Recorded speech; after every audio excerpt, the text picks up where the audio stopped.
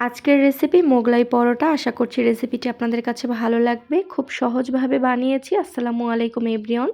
মোগলাই পরোটা বানানোর জন্য ১ কাপ পরিমাণ ময়দা নিয়েছি, স্বাদমতো লবণ, ১ টেবিল চামচ পরিমাণ সয়াবিন তেল দিয়ে প্রথমে ময়দাটাকে ভালো মতো করে একটু ময়ান করে নিচ্ছি।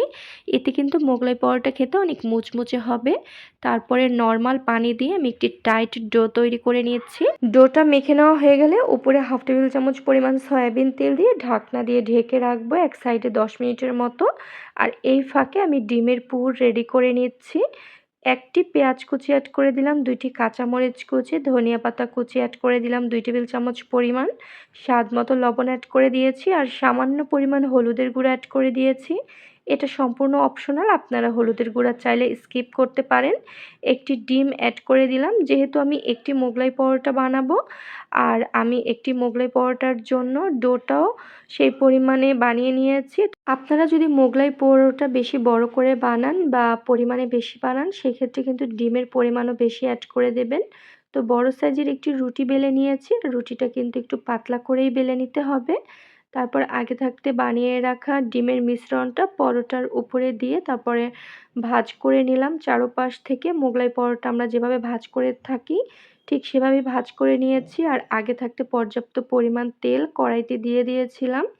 এখন আমি উল্টে পাল্টে ভেজে নিচ্ছি আর মোগলাই পরোটা বানানোর জন্য কিন্তু এরকম একটু ছড়ানো টাইপের ফ্রাই প্যান ব্যবহার করতে পারেন। এতে কিন্তু খুব সুন্দরভাবে ক্রিস্পি করে ভেজে নিতে পারবেন আর তেলের পরিমাণও একটু বেশি পরিমাণে দিলেই খেতেও ভালো লাগবে, আবার ভাজাটাও মুচমুচে হবে। দেখতেই তো পাচ্ছেন ২ পাশ থেকে উল্টে পাল্টে আমি ৬ থেকে ৭ মিনিটের মতো একদম লো আঁচে ভেজে নিয়েছি।